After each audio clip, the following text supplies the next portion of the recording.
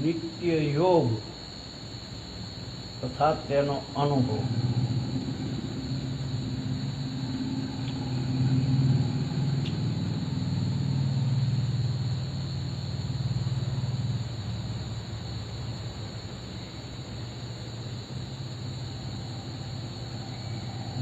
એ રાખશું.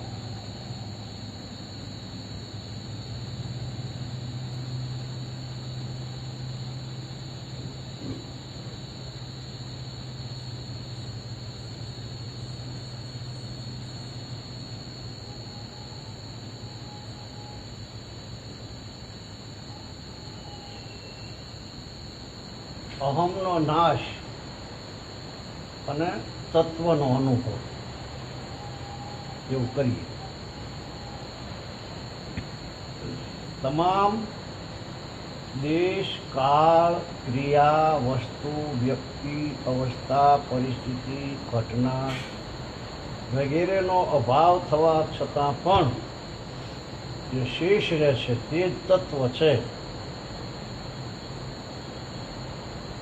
આ બધાનો અભાવ થવા છતાં જે શેષ રહે તેના તત્વ.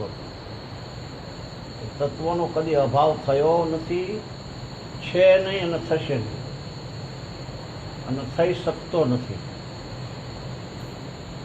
તે તત્વમાં આપણી સ્થિતિ સ્વતઃ છે, એટલા માટે તે તત્વ આપણાથી અલગ નથી અને આપણે તેનાથી અલગ નથી. તે આપણાથી દૂર નથી અને આપણે તેનાથી દૂર નથી. તે આપણાથી રહિત નથી, આપણે તેનાથી રહિત નથી. તે આપણો ત્યાગ કરી શકતા નથી અને આપણે તેનો ત્યાગ નથી કરી શકતું. આપણે પણ તેનો ત્યાગ કરી શકાતું નથી અને આપણે તેનો ત્યાગ નથી કરી શકતા. તે જ તત્વ બધાનો પ્રકાશક, બધાનો આધાર, બધાનો આશ્રય, બધાનો રક્ષક, બધાનો ઉત્પાદક, બધાનો જ્ઞાતા, પ્રેમાસ્પદ, અંતરાત્મા, આત્મદત્ત, વિશ્વાત્મા વગેરે અનેક નામોથી કહેવાય. તે નિત્ય પ્રાપ્ત તત્વનો અનુભવ કરવામાં કોઈ પણ મનુષ્ય અસમર્થ, પરાધીન, અનઅધિકારી નથી. તે તત્વ કેવળ ઉત્કંઠ અભિલાષા માત્રથી પ્રાપ્ત થઈ જાય. ઉત્કંઠ અભિલાષા. તત્વને લીધે દ્વૈત, અદ્વૈત, વશિષ્ટાદ્વૈત, શુદ્ધાદ્વૈત, દ્વૈતાદ્વૈત વગેરે જે દાર્શનિક ભેદ છે તેનો આગ્રહ તત્વના અનુભવમાં બાધક છે. જેનામાં પોતાનો મતનો આગ્રહ હોય છે તે મતવાળા હોય છે. મતવાળાઓની વાત યથાર્થ હોતી નથી, સંતોએ કહ્યું છે. કારણ કે તત્વમાં કોઈ ભેદ નથી. જેટલા પણ દાર્શનિક ભેદ છે તે ત્યાં સુધી છે જ્યાં સુધી અહમ, હું છું.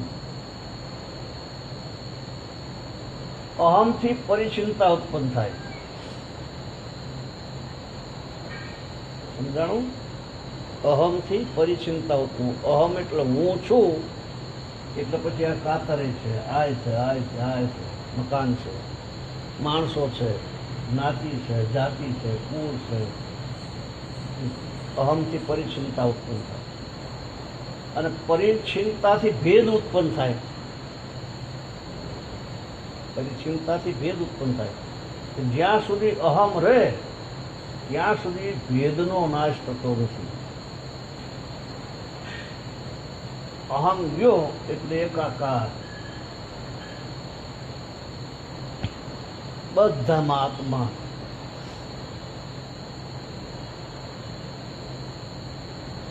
દરેક બધું આત્મામય થઈ જાય.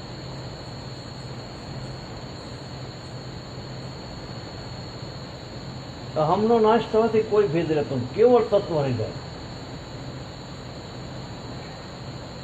એ કેવી રીતે થાય ખબર છે? આમાં સમજવું પડે, પણ બહારનું દ્રષ્ટાંત આપણે લ્યો ને તો શાસ્ત્રોમાં એવી વાત આવે છે કે મહાપ્રલય કહેવામાં આવે છે. પ્રલય થાય, પ્રલય થાય એટલે આ પૃથ્વી પાણીમાં જતી, પાણી થઈ જાય તો પૃથ્વીનું ઓગાળી નાખે. પછી જળ રહ્યું, જળમાં જતી રહી, નકરું જળ રહે. તો જળની અંદર વઢવાણ નામનો અગ્નિ આવે. એ અગ્નિ છે એ જળને શોષી લે. જળ ખલાસ, પછી શું રહ્યું? અગ્નિ, વાયુ. પછી અગ્નિ ને વાયુ શોષી લે, અને વાયુ ને આકાશ શોષી લે. પવન વાયુમાં વિલીન થઈ જાય. પછી પતી ગયું, કશું રહ્યું નહીં. પછી શું રહે? પછી પ્રકૃતિ પરમાત્મામાં લીન થઈ જાય સમજવા માટે. પછી શું રહ્યું? એવી રીતે આ તત્વ સિવાય કઈ પછી છે નહીં. અહમ રત તત્વ રહે. અરે અહમ હોય ત્યાં બધી પરિચ્છિન્નતાનો ભેદ ઉભા. હવે અહમ શું છે એને સમજી દો. અહમ શું કહેવાય એના પર વિચાર કરો. એમાં આવ્યું ગીતામાં કે અહંકાર ઇતિયમ મે ભિન્ના પ્રકૃતિ રષ્ટધા મહાભૂતાન્ય અહંકારો બુદ્ધિરમેવ ચ. એવા જુદા જુદા મત ગીતામાં અને ભાગવતમાં છે. શ્રીમદ ભાગવતમાં 10 સાત્વિક, રાજસ અને તામસ 3 પ્રકારના અહમનું વર્ણન છે. સાત્વિક, રાજસ અને તામસ. વૈકારિક તેજસ તામસ હમ વિકૃતિ. આ બધા અહમ સર્વથા જળ પ્રકૃતિના વાચક છે. ત્રણેય. એ માટે ભગવાને અહમને એવી રીતે કહ્યું છે કે જેમ કે એતદ યો વેતિ. તાત્પર્ય છે કે અહમ પ્રકાશ્ય છે અને તત્વ પ્રકાશ. તત્વ ના હોય તો કશું ના રહે. આપણામાં આત્મા જીવો પછી શું રહે? પછી આપણે કહીએ કે આ તો વાયુ, જળ, તેજ, આકાશ કશું કહીએ કે કોઈ? તત્વ પ્રકાશક. અહમ જ્ઞેય, જાણવામાં આવવા વાળું. અહમને આપણે જાણીએ કે હું છું, રજોગુણ મારામાં આવ્યો, તમો ગુણ થઈ ગયો, સત્વ ગુણ આવી ગયો. અને તત્વજ્ઞાતા છે. અહમ જ્ઞેય છે, એ જાણવામાં આવવા. અને તત્વ છે જ્ઞાતા. પ્રકાશની સાથે પ્રકાશકની અને જ્ઞેયની સાથે જ્ઞાતાની સર્વથા એકતા કદી થઈ શકતી નથી. જીવ અહમની સાથે તાદાત્મ્ય કરી અને પોતાને હું છું એ રીતે અનુભવ કરે છે. જીવ આ શરીરની સાથે એમ કે હું છું. પછી આ જ્યારે શરીર છૂટી જાય છે ત્યારે એ કહીએ કે હું છું, શરીર પડ્યું ને તો એ જીવ એમ કે છે, જીવ ભાવ એ હું છું એ રીતે અનુભવ. આમાં હું છું એમ જ કહે છે બધા. હું એટલે આત્મા શું કોઈ કહે છે. પછી હું છું એટલે કે તમે કોણ છો? કોણ છો એટલે કે છે માણસ. માણસ એટલે કઈ નાચ?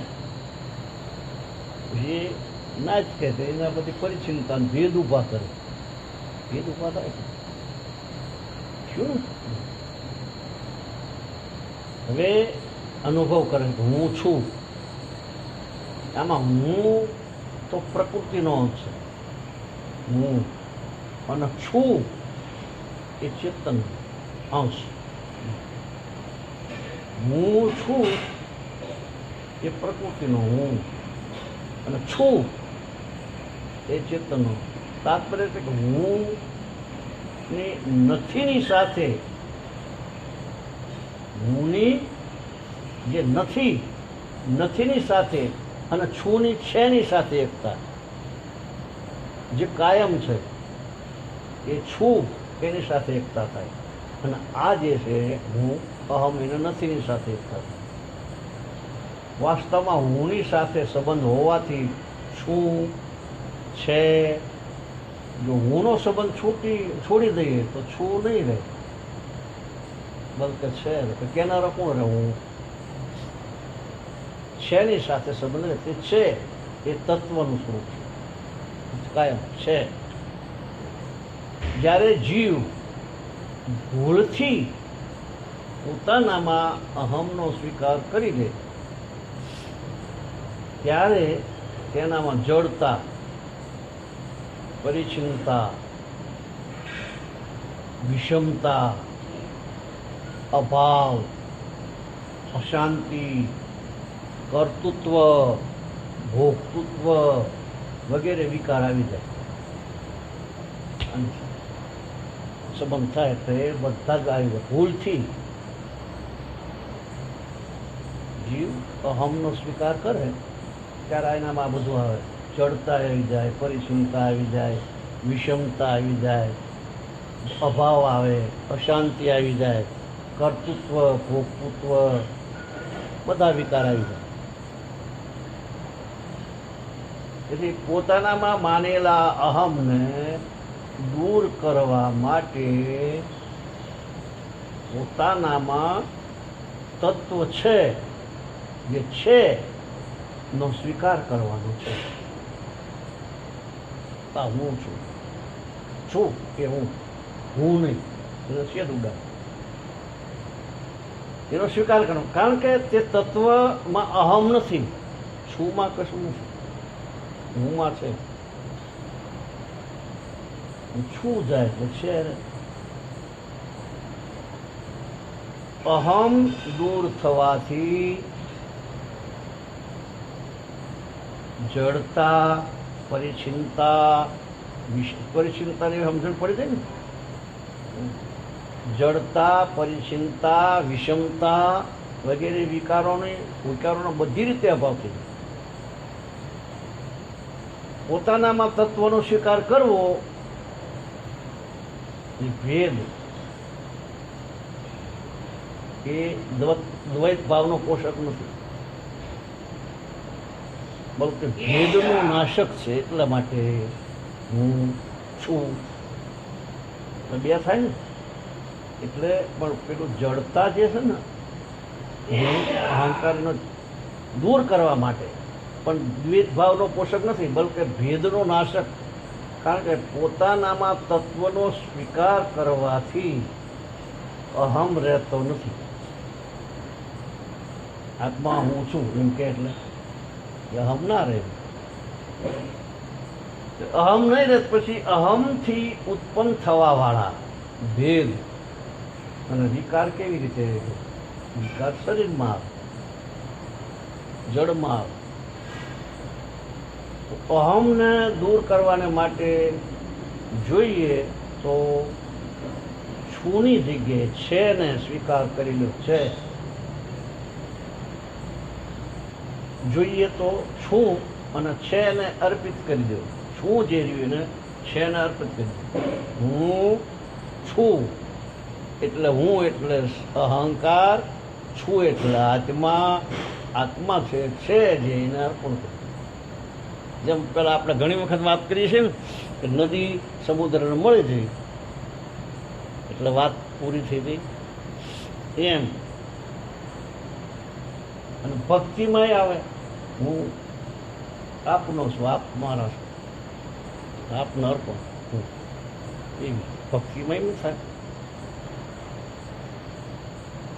અને છે ને અર્પિત કરી દો અર્થાત છે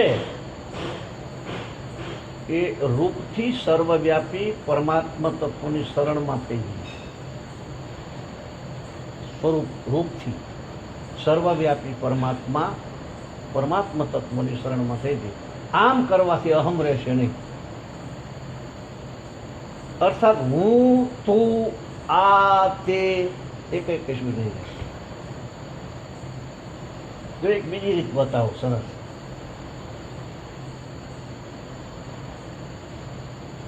કે આ બધાની માટી અત્યારે તમે શું કહો? આ જુદી જુદી નાત ગણાય ને આપણે બધા, બરાબર? બધાની માટી ભેગી કરી નાખો, સમજવા. પછી બહાર બધાનું જળ ભેગું થાય, અલગ અલગ છે ને.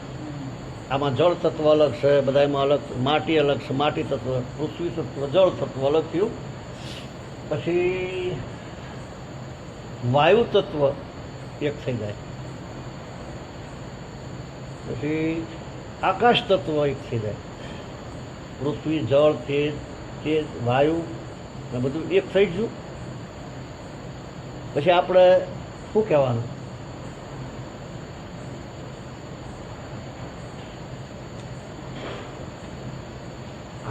શું કહો? પછી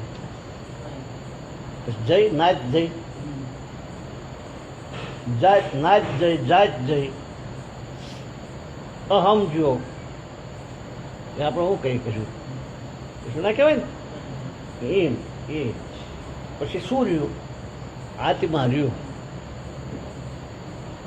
આપણું એક જ આત્મા રહ્યું ને. 6 વસ્તુ જ છે દુનિયામાં. 6 વસ્તુ જે છે એમાં આકાશ, વાયુ, જળ, પૃથ્વી, તેજ અને આત્મા 6 જ છે. 6માં આ બધું છે દેખાય. 6 એમાં ઝાડ દેખાય છે, પછી પૃથ્વી દેખાય છે, જળ દેખાય છે. 6 છે ને. 6માં ગાડીઓ દેખાય, મકાનો દેખાય. અને તેમાંથી થયેલું બધું. એમાંથી અહમ ઊભો થાય, પછી થાય ને બધું. હવે 5 વસ્તુ અલગ અલગ આપણી બધાની થઈ જાય તો આપણે રહ્યા ના રહ્યા. પછી પેલા તત્વો જ રહ્યા ને 5. હવે તત્વ જે છે એને પેલામાં લીન કરી દે. અગર તો બુદ્ધિ ના હોય એટલે એવું કે આ બધા છે નાખે, તો જે રહ્યું એ આત્મા છે, પરમાત્માને આપી દે. એટલે છું એટલે આત્મા એ છે ને અર્પણ કર્યું તો શું રહ્યું? ન હમ તુમ દફતર ગુમ. એવું થઈ ગયું ને. એવી વાત છે. કાઠું કામ છે. ભજન કર્યા વગર કેવી રીતે થાય? પછી પરમાત્મા તત્વ આ વાત ઊંચી છે ઘણી. પેલા આપણે ખોટું લાગે છે, સારું લાગે છે, અપમાન, માન એને સેટ કરવા પડે ને. આંગળી આમ કરે તો કેવું લાગે? બધા માણા હોય ને આપણે એને પુકારો કરી દીધો લાગે છે ને. એ સેટ કરવું પડે પહેલા. લોભને સેટ કરવો પડે, ક્રોધને સેટ કરવો પડે, કામ, અહંકાર, આ તે બધું જે વાસનાઓ, કામનાઓ બધું સેટ કરવું પડે. પછી આ આવે એને આપણે નિંદા, ઈર્ષા, અસૂયા. કાલ કે પરમદાર વાત આશાની લાશ. આશા ગઈ એટલે બધું ગયું.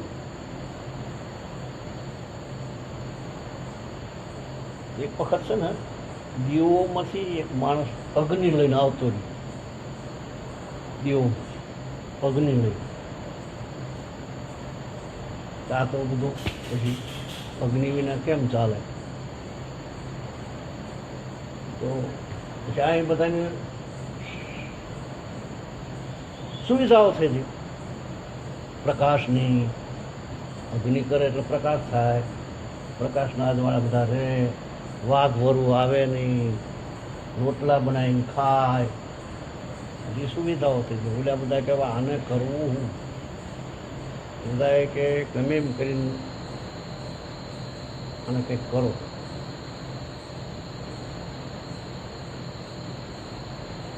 શું કરશું કે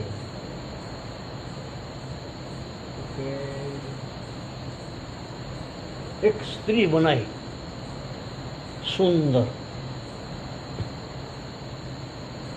પછી બધાએ બધું આપ્યું.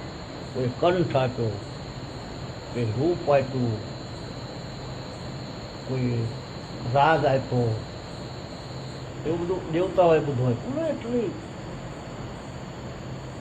પિંડારિકા એવું કંઈક નામ રાખ્યું.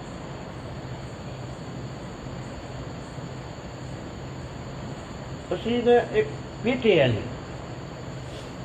આ પેટીને તારે ખોલવાની નહીં.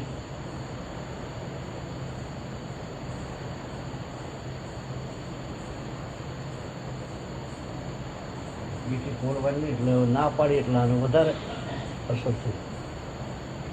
એટલે કંઈક હશે. અને એટલી સુંદર બનાવેલી પેટી. લઈને પછી તો આ બધી અહીંયા આવી મૃત્યુ લોકમાં.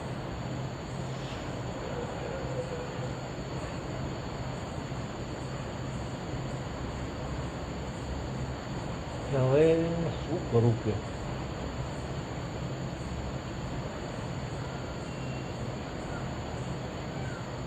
ગમે એ થાય કે ખોલવું છે. પછી ખોલીને મારે બધો કામ નીકળ્યો મેં પેલો. પછી તરત બંધ કરી દીધી. પછી આખા જગતમાં વ્યાપક થઈ ગયું કામ. પછી તરત બંધ કરી દીધી. પછી જે રહી ગયું એ હતું આશા.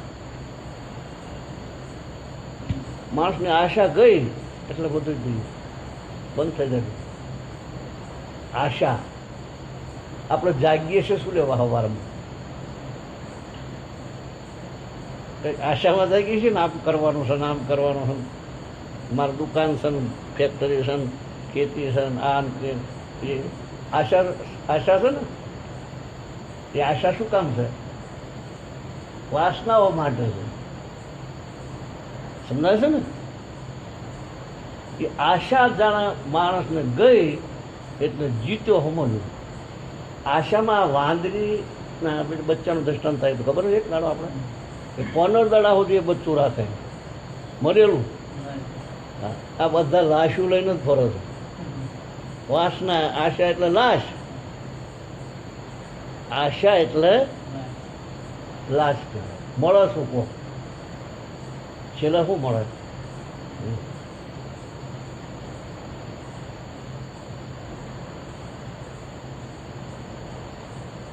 છેલ્લે માણસ જતો જ રહેશે ને. હા, આ ધમ પછાડા કરે છે એનું શું કારણ? તૃષ્ણા ને આશા. આશા વધારે. આશા પ્રબળ ભઈ મન ભીતર નિર્બલ હો ગઈ કાયા. આશા પ્રબળ ભઈ મન ભીતર. એટલે જીવસ એમાં આશા હાટું જ જીવ માણસ. અત્યારે મૃત્યુ આવે કોઈ સ્વીકાર કરવા તૈયાર છે? હા, એ આશામાં છે માણસ. આશામાં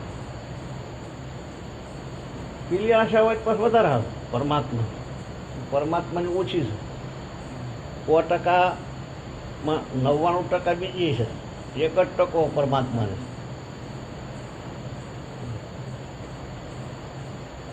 બધાની બીજી ઈચ્છાઓ બહુ છે.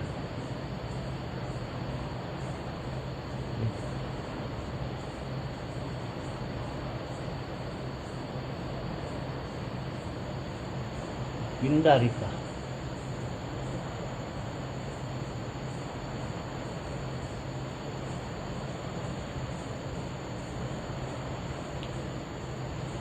પછી કશું ના રહે. હું ના રહે, તું ના રહે, આ ના રહે, તે ના રહે. બલકે એવો છે રહી જશે. જેમ કે ચપ્પુને તરબૂચ પર ફેંકો અથવા તરબૂચના ચક્કા પર ફેંકો.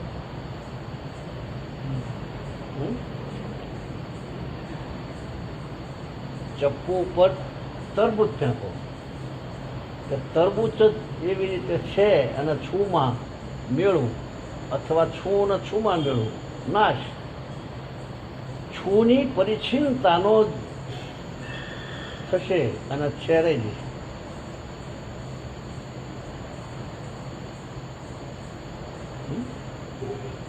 કપાય તો તરબૂચ જ ને.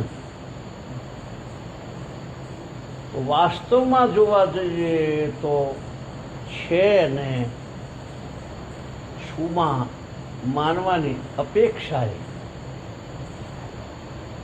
છું ને છેમાં માનવું શ્રેષ્ઠ છે.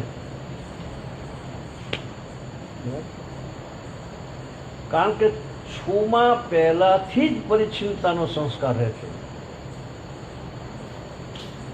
પરિચ્છિન્નતા, પરિચ્છિન્નતામાં સમજાઈ ગયું ને.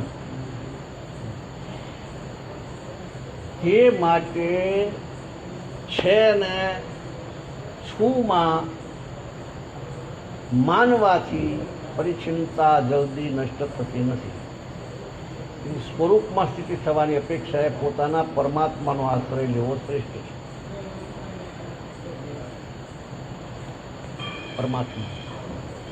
પરમાત્મા સિવાય કોઈ પોતાના થઈ શકતા નથી.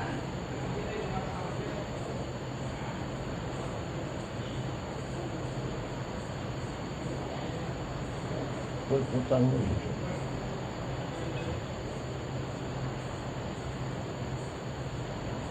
બહુ કાઠું કામ છે થોડું. કારણ કે વાસ્તવમાં સ્વકીય તે જ થઈ શકે જે આપણાથી અલગ ન થઈ શકે, અને આપણે તેનાથી અલગ ન થઈ શકે. સ્વકીય જે કદી મળે અને કદીક અલગ થઈ જાય તે પોતાનું થઈ શકતું નથી. કદી મળે અને કદી અલગ થઈ જાય એ આપણું થઈ શકતું નથી. તમને સમજાય છે? ના સમજાતું હોય તો કહેજો, થોડું હલકું કરીએ. આ લેખ અઘરો છે. જ્યારે સ્વરૂપ અહમથી વિમુખ થઈ અને પોતાના પરમાત્માની શરણાગતિ સ્વીકાર કરી દે છે. સ્વરૂપ અહમથી વિમુખ થઈ અને પોતાના પરમાત્માનો શરણાગતિ સ્વીકારી, તો હું આપનો છું, આપ મારો. પણ આશા છૂટી જાય પછી થાય. જીવના આશા ડુંગર જેવડી.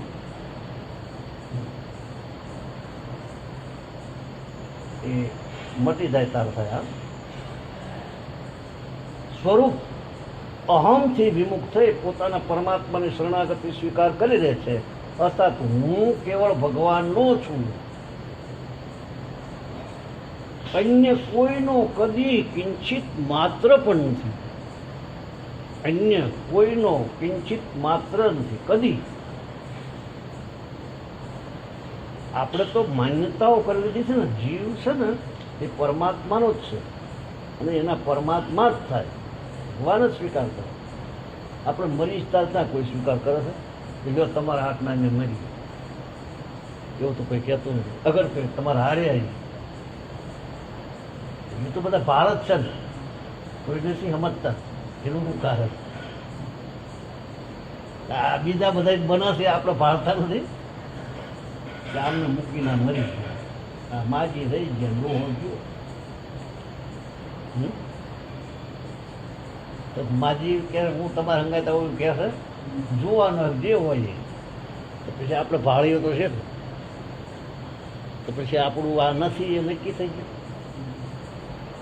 તો આપણે વળગી કેમ રહ્યા છીએ એ વિચાર કરવાનું રહ્યો.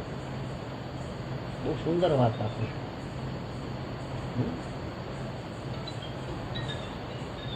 આ વાસ્તવિકતાને સ્વીકાર કરી લે છે ત્યારે તે માયા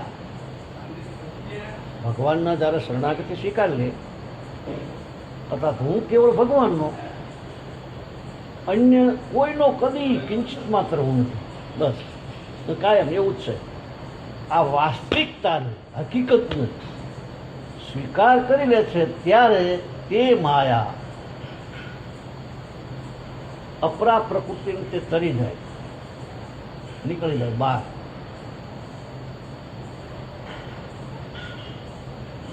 જે અપરા 8 પ્રકારની: આકાશ, વાયુ, જળ, પૃથ્વી, તેજ, મન, બુદ્ધિ ને અહંકાર. 8 તરી જાય, અથવા તેના અહમનો સર્વથા નાશ થઈ જાય, પછી કનડે નહીં. ભગવાનમાં આપણે વધારે રહીએ ને એટલે દેહભાવ ઘટી જાય. નરસિંહ મહેતાને તમે દૃષ્ટાંત લો.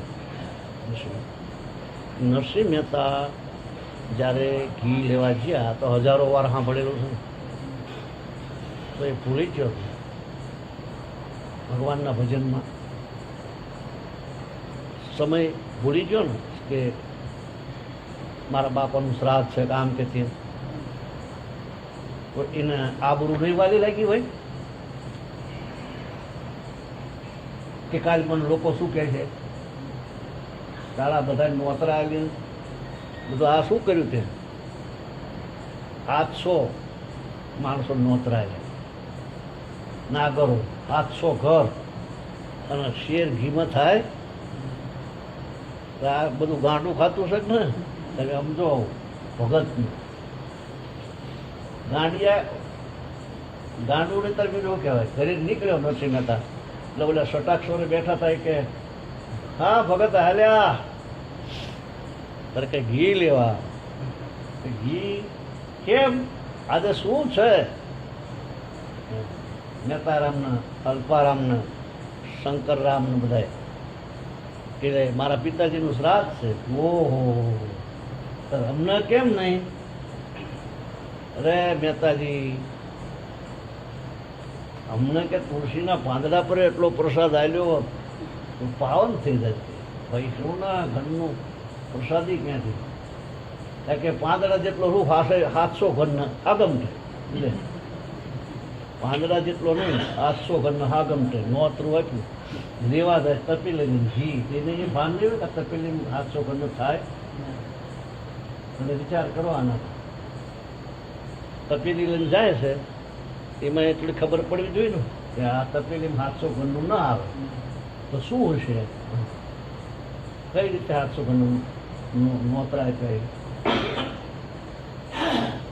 કઈ દિશામાં બોલ્યો છે? બે ભાનમાં છે કે ભાનમાં છે?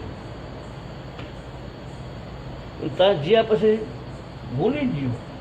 હવે એને એ જીવ યાદ કે મારી આબરૂનું શું? આમાં આબરૂ વાળાનું કામ નથી. જેના જગત પડ્યું હોય, ઇજ્જત પડી હોય, અને એને શું પેલા શું કહી દીધું? એ મારી દોલતમાં જાજને પખાજ રે સામળા ગીરધારી. દોલત એટલે મારું જાજન પખાજ. પખાજ જોઈશ તમે? પખાજ પખાજ આવે ઢોલકજી, લાંબી આવે, અને એનું મોઢું નરઘા જેવું આવે, અને આની પર ભોરીન જેવું આવડી આવે. એ પખાજ. ઢોલક અને પખાજમાં થોડો ફેર. હે? હા હા, એ પખાજ. એ કે મારી દોલતમાં જાંજનો પખાજ, જાંજ અને પખાજ બે.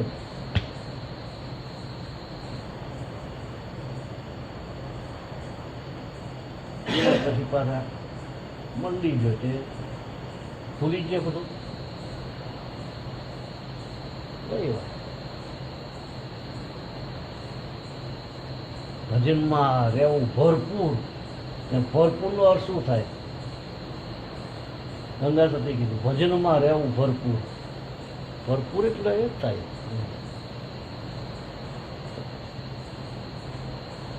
એમ કે છે, અથવા તેનો અહમનો સર્વથા નાશ થઈ જાય છે.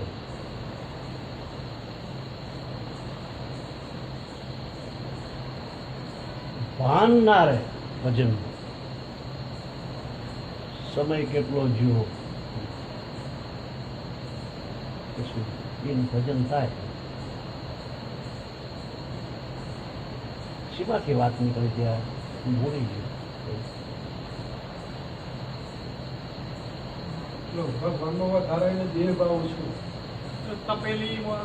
હા, જેટલો ભજનમાં અંદર ડૂબે માણસ એટલો દેહ ભાવ ઘટે. હા, સમયનો એવો બધો ભાવ જતો રહે. દેહ ભાવ આમાં ચાર વસ્તુ છે. જો ધ્યાન યુગમાં એવું થાય ને ભજનમાં એવું થાય. ભજનમાં માણસ જ્યારે પૂરો ઉતરી જાય અંદર, ત્યારે કોઈ ટાઈમનું, અગાવાલા સમય એનો ભાન ના રહે. એમ તો કે માનવીય પ્રબધંતે માયા મિતાંતરંતિ તે, ભગવાન કહે છે ગીતાના 7મા અધ્યાયનો 14મો શ્લોક. એનું તાત્પર્ય છે કે સ્વરૂપમાં સ્થિતિ થવાથી તો સૂક્ષ્મ અહમ રહી શકે છે. સ્વરૂપમાં સ્થિતિ થાય ને તો સૂક્ષ્મ અહમ રહી શકે, પણ ભગવાનનો આશ્રય લેવાથી અહમ સંપૂર્ણ જતો રહે. આત્મજ્ઞાન થાય ને તો એને અહમ રહે, પણ જે ભગવાનનો આશ્રય લઈ લીધો તો હું તારો ને તું મારો, હું તારો બસ, તો એને અહમ સંપૂર્ણ રીતે દૂર થઈ, એને ભગવાન રક્ષણ કરે. જવાબદારી પેલા થઈ જાય ને. એમાં બૈરું છે એ રીતે, બૈરાન તમે કંઈક ખોટું ખોટું કરીને મારીને કાઢી મૂકો બહાર તો ચાંદે ઇજ્જતદાર બરાબર હોય ચાંદે. ઘરના દરવાજે ઘડીક જોઈ લે ને પછી પાછા લાવવા પડે, આવે. એવી રીતે માણસ ભગવાન નથી. હું તારો છું, તું મારો, મારું કોઈ નથી જગતનું. અને હા, વાત સાચી છે. બધા તો થોડા દાડા રોવે પછી કોઈ જલસા કરતા બધું હાલતું હોય. લ્યો, બધા મોહન થાળે ખાય. તમને ના અનુભવ હોય તો કોઈ જોઈ લેજો બીજી જગ્યાએ.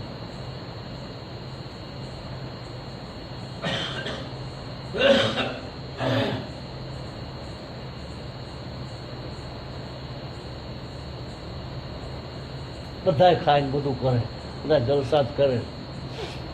હા, ભરતા પાછા એ થાય એવું જરાક આંખમાં પાણી આવી જાય. બહુ સારા હતા, એમને બહુ આવું ભાવતું હતું. પછી કશું ના, આપણે જીયા હોય તો ઓલા જીયા હોય તો આપણે જરાક એમ થાય. એકની વાત નથી, ઓલાને શું થાય? આપણે જીયા ઓલા જીયા તો આપણે શું કરીએ છીએ? એ બધું કરીએ છીએ. ઉપકારો એવું થાય, વાત કરે છે.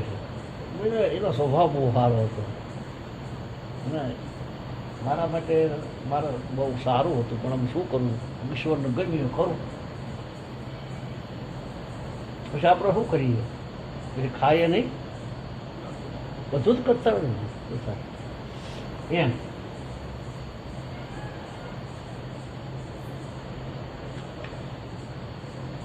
હા, ભરે ખરું. પછી શું કરીએ? આપણે ખોટું ખોટું સંભાળે બધું, વાસ્તવિકતા ના હોય. એટલે આનું કહેવું એમ છે કે ભગવાનનો આશ્રય લેવાથી અહમ સંપૂર્ણ રીતે દૂર થઈ જાય. માણસ પરમાત્માનો થઈ જાય. ફી ખબર કે ભગવાન કરે કરું, ઉઠાડો તો ઉઠી, બેહાડ તો બેહું, ઉવાડ તો હું, જગાડે તો જાગું. આ મીરાબાઈનું ભજન નથી કોઈ દિન ભોજન શીરો નથી, તો કોઈ દિન ભૂખ્યા રહીએ ઓધવજી રામ રાખે તેમ રહીએ. કોઈ દિન ફરવા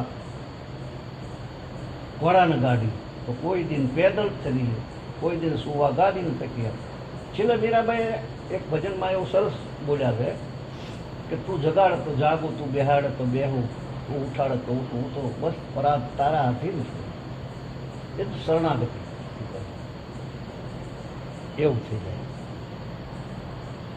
અહમ સંપૂર્ણ રીતે દૂર થઈ જાય. કારણ કે ભગવાન સ્વયં શરણાગત ભક્તના અહમનો નાશ કરી. જે ભક્ત ભગવાનના શરણે થઈ જાય તેનો ભગવાન પોતે જ તેનો અહમ નાશ કરે. જેનામાં વિવરકની પ્રધાનતા છે એવો ભક્ત અહમનો આશ્રય છોડી અર્થાત સંસારનો ત્યાગ કરી ભગવાનના આશ્રિત થાય છે. પરંતુ જેનામાં વિવેકની પ્રધાનતા નથી પણ ભગવાન પર શ્રદ્ધા વિશ્વાસ વધુ, વિવેકનો વિશેષ પ્રમાણમાં જરૂર જ્ઞાનમાં પડે, આમાંય જરૂર, પણ વિવેક કરતાં ભગવાન પર શ્રદ્ધા અને વિશ્વાસ જેનામાં વધુ, તેવા ભક્ત અહમની સાથે જેવા છે તેવા ભગવાનના આશ્રિત થાય. અહમ સહિત આશ્રિત થાય તેવા ભક્તોના અહમનો નાશ ભગવાન પોતે કરે. એટલે આપણે એનું પેલું કરવું નથી પડતું. તેષામ સતતયુક્તાનામ ભજતામ પ્રીતિપૂર્વક દદામી બુદ્ધિયોગમ તમેન મામુપ્યાંતિ તે તેષામેવાનું કંપાર્થ મહામ જ્ઞાનમ તમ. તો જે નિત્ય નિરંતર મારામાં લાગેલા અને પ્રેમપૂર્વક મારું ભજન કરનારા કરવાવાળા ભક્તોને હું એ બુદ્ધિયોગ આપું છું, જેનાથી એમને મારી પ્રાપ્તિ થઈ જાય છે. એ ભક્તો ઉપર કૃપા કરવાને માટે તેમના સ્વરૂપમાં રહેવાવાળો હું એમના અજ્ઞાનજન્ય અંધકારને દેદીપ્યમાન જ્ઞાનરૂપી દીપક દ્વારા સર્વથા નષ્ટ કરી દઉં. માણસો સમજતા નથી. આ કરવું શું, આ બહુ સારી વાત છે એટલે પણ હમણાં તમારા લાભનું છે. એમને ઓલા બેન હમણાં પેલા કયા ને કે યોગની વાત બાપુ નથી કરતા, કે ભક્તિની વાત. એટલે પણ આ સારું છે. અમુકની ચોપડી વાંચી લેશે ને માણસ અને પછી એ રીતે કરવા જાય છે, એમાં થોડાક ભૂલા પડી જાય. આ ભક્તિ ભગવાનના શરણે થઈ તો બહુ સારી વાત છે. એમાં બધું કામ થઈ જાય છે. અહમનો નાશ થવાથી દેશ, કાળ, ક્રિયા વગેરે તો રહેતા નથી, પણ છે સત રહી જાય. અને જ્ઞાની તો નથી રહેતો પણ જ્ઞાન ચિત્ત રહી જાય છે. સુખ દુઃખ તો નથી રહેતા પણ આનંદ રહી જાય. અર્થાત એક સત ચિત્ત આનંદ ઘન તત્વ જ રહી જાય, જેને ગીતાએ વાસુદેવ સર્વમ એવું કહ્યું છે. બધું વાસુદેવ સર્વમ.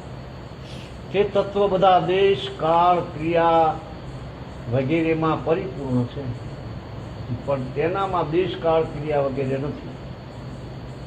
તે તત્વની પ્રાપ્તિ માટે ક્રિયા કરવી વાસ્તવમાં તત્વથી અલગ થવું છે. કારણ કે ક્રિયા કરવાથી કરતા રહેશે અને તત્વની અપ્રાપ્તિ રહે. એટલે આવી વાત સરસ છે. બોલ્યા કે યોગનું કરવો પડે છે. યોગ કર્યા વગર કેવી રીતે પ્રાપ્ત થાય? ભગવાનના થઈ જાઓ એટલે યોગ જ થયું ને. અલગ થવું, કારણ કે ક્રિયા કરવાથી કરતા રહે. હું કરું છું, હું યોગમાં બેઠો, હું ધ્યાનમાં બેઠો, મેં આમ કર્યું, મેં જપ કર્યા, મેં તપ કર્યું, હું અને ઓલું તો ભગવાનના શરણ થયું. એટલે પહેલા કરવું પડે એવું. તો આવી રીતે આત્મચિંતન કરવાથી આત્મબોધ નહીં થાય. કારણ આત્મચિંતન કરવાથી આત્મબોધ નહીં થશે. કેમ કે આત્મચિંતન કરવાથી ચિંતક અને અનાત્માની સત્તા રહેશે. તત્વને અપ્રાપ્ત માનીશું ત્યારે તો જ પ્રાપ્તિ માટે ક્રિયા કરીશું. અનાત્માની સત્તા માનીશું ત્યારે તો અનાત્માનો ત્યાગ અને આત્માનું ચિંતન કરીશું. તત્વને જાણવાની ચેષ્ટા કરીશું તો તત્વથી દૂર થઈ જઈશું. કારણ કે તત્વને જ્ઞેય જાણવાનો વિષય બનાવીશું ત્યારે તો તેને જાણવા ચાહીશું. તત્વ તો બધાનો જ્ઞાતા છે, જ્ઞેય નથી. બધાના જ્ઞાતાનો કોઈ બીજો જ્ઞાતા હોઈ શકે નહીં. તમે તમને ગોતવા જાઓ કે ભાઈ હું ખોવાઈ ગયો અને નીકળીએ આપણે, એટલે ચા નીકળ્યા કે હું ખોવાઈ ગયો, તો શું શું કહેવું છે? આ એવી વાત છે. જેમ કે આંખથી બધાને જોઈએ છે, પણ આંખથી આંખને જોઈ શકતા નથી. આપણે આંખથી આંખને જોવાય કેમ કે આંખની જોવાની શક્તિ ઇન્દ્રિય વિષય નથી. કારણ કે આંખની જોવાની શક્તિ ઇન્દ્રિયોનો વિષય નથી. તેથી તે તત્વ સ્વયં જ સ્વયંનો જ્ઞાતા તત્વ. એમાં ગીતાનો શ્લોક આપ્યો 10મા અધ્યાયનો, વિષય કર્ણ સુર જીવ સમેતા. એમાં રામાયણનું આપ્યું માનસ. વિષય કર્ણ સુર જીવ સમેતા સકલ એક તે એક સચેતા. સવકર પરમ પ્રકાશક જોઈ રામ અનાદિ અવધપતિ સોઈ. પ્રકૃતિના સંબંધ વિના તત્વનું ચિંતન મનન વગેરે થઈ શકે નહીં. તેથી તત્વનું ચિંતન કરીશું તો ચિત્ત સાથે રહેશે, મનન કરીશું તો મન સાથે રહેશે, નિશ્ચય કરીશું તો બુદ્ધિ સાથે રહેશે, દર્શન કરીશું તો દ્રષ્ટિ સાથે રહેશે, શ્રવણ કરીશું તો સર્વેન્દ્રિય સાથે રહેશે, કથન કરીશું તો વાણી સાથે રહેશે. એવી રીતે છે ને માનીશું તો માન્યતા તથા માનવા વાળો રહી જશે, અને નથી નો નિષેધ કરીશું તો નિષેધ કરવા વાળો રહી જશે. કર્તવ્યાભિમાનનો ત્યાગ કરીશું તો હું કરતા નથી, આ સૂક્ષ્મ અહંકાર રહી જશે. અર્થાત ત્યાગ કરવાથી ત્યાગ કરવા વાળો રહી જશે. એટલા માટે ન માન્યતા કરીને, ન નિષેધ કરીને, ન ગ્રહણ કરીને, ન ત્યાગ કરીને કરીએ, બલકે જેમ છે તેમ જ રહીએ. અર્થાત શેમાં સ્થિર થઈ, બહારથી ભીતરથી ચૂપ થઈ ગઈ. ચૂપ થવું છે. આ આગ્રહ સંકલ્પ પણ નહીં રાખવાનો, નહીં રાખીએ, નહીં તો કર્તૃત્વ આવી ગયું. કારણ કે ચૂપ સ્વતઃ સિદ્ધ છે. હું, તું, આ, તે, આ ચારેયને છોડી દઈએ તો એક છે. સત્તા માત્ર રહી જાય. જેમ જીસંગ બાપજી કહે ન હમ ન તુમ દફતર ગુમ. તેમાં સ્થિર ચૂપ થઈ જાય તો તથા પોતાના તરફથી કાંઈ પણ ચિંતન ન કરીએ. આત્મસંસ્થમ મના કૃત્વાન કિંચિદપી ચિંતયે. જો ગીતાનો 6થો અધ્યાય, જો આપોઆપ કોઈ ચિંતન થઈ જાય તો તેનાથી રાગ કરવો, ન રાગ કરવો, ન દ્વેષ કરવો, ન રાજી થવું, ન નારાજ થવું, ન સારું માનવું, ન બુરું માનવું, એને પોતાનું ન માનવું, ન પોતાનામાં માનવું, બલકે તેની ઉપેક્ષા કરી દીધી. તેનાથી તટસ્થ રહેવું. વાસ્તવમાં તે આપણામાં નથી. તેનાથી રાગ દ્વેષ કરવા દ્વંદ્વ છે, અને એ દ્વંદ્વ તત્વના અનુભવમાં ખાસ બાધક છે. તો યાસ્ય પરિસ્થિતિનો ગીતાનો તીચો, જેમ કે આમ બેઠા આપણે, કશું કરવાનું નહીં, એને ચૂપ સાધના કહેવાય. જે કે આવે જતું રહે. સારું છે, પણ તો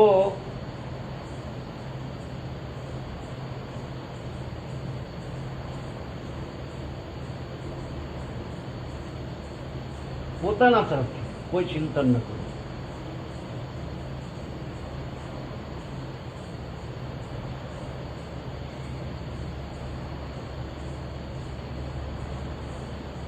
ગીતાએ કીધું કે વ્યાસ્ય પંથીનો આ રીતે જો એક બે સેકન્ડ પણ જો ચૂપ સત્તામાં સ્થિર થઈ જઈએ તો તેનાથી એક શક્તિ મળશે જે સંયોગની રુચિનો સંસારની આસક્તિનો નાશ કરી દે છે.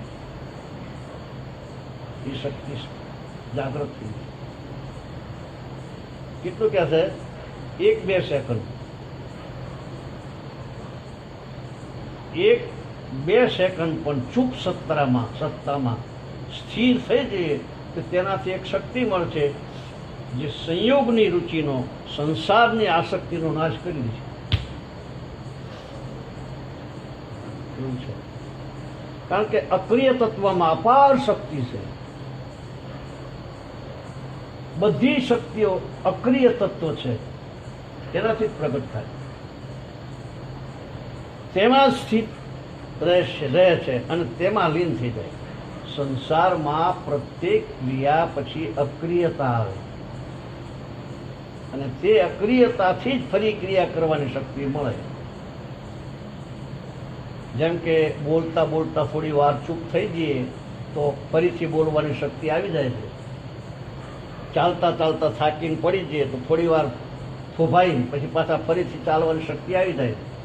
પડી ગયા તો ઊભી નથી થઈ જવાતું, શક્તિ આવી જાય છે. દિવસભર કામ કરતા કરતા રાતે શું છે ફરીથી પછી શરીરમાં તાજગી આવી જાય. એ માણસ ત્યાં જતો રહે પરમાત્મા પાસે. પાછો એ બોલે મેં વાત કરી હતી ને કે ક્લોરોફોર્મ ઊંઘાડીને લઈ જાય બગીચામાં.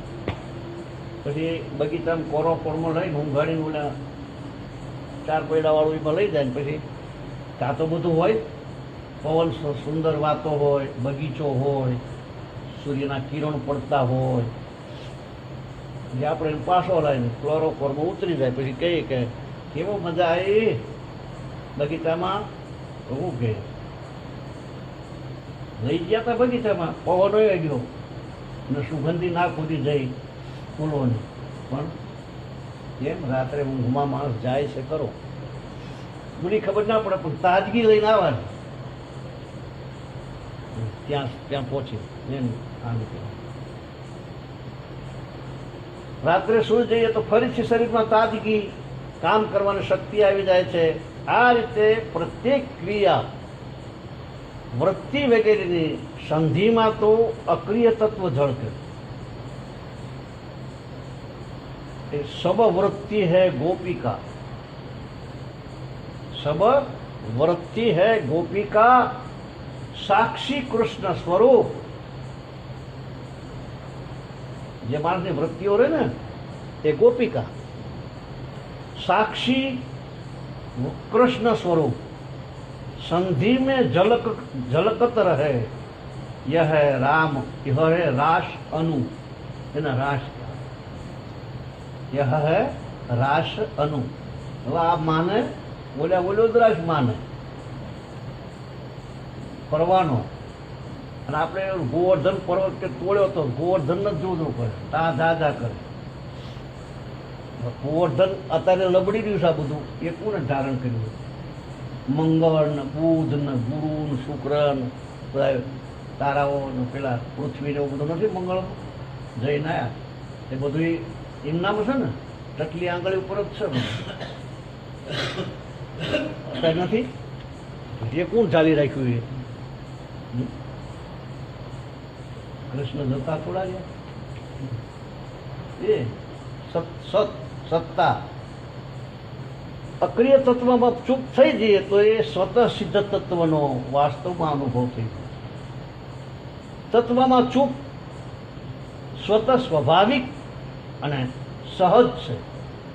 આમાં કોઈ કોશિશ કરવાની નથી, બલકે કેવળ નથીની અસ્વીકૃતિ કરવાની છે. સદા ગુરુ બે કે ગુરુ ચોકડી આવી જાય બરાબર. આમ કરો તો પેલા બધું કાઢવું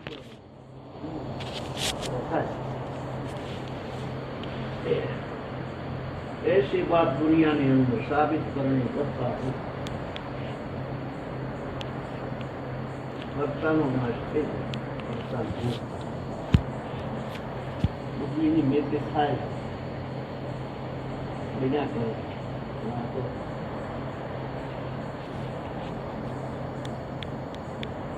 પોતાનું વળગી પડે આપણે જેવું થાય શરીર સહેજ ચાલે નહીં ચાલી જ નહીં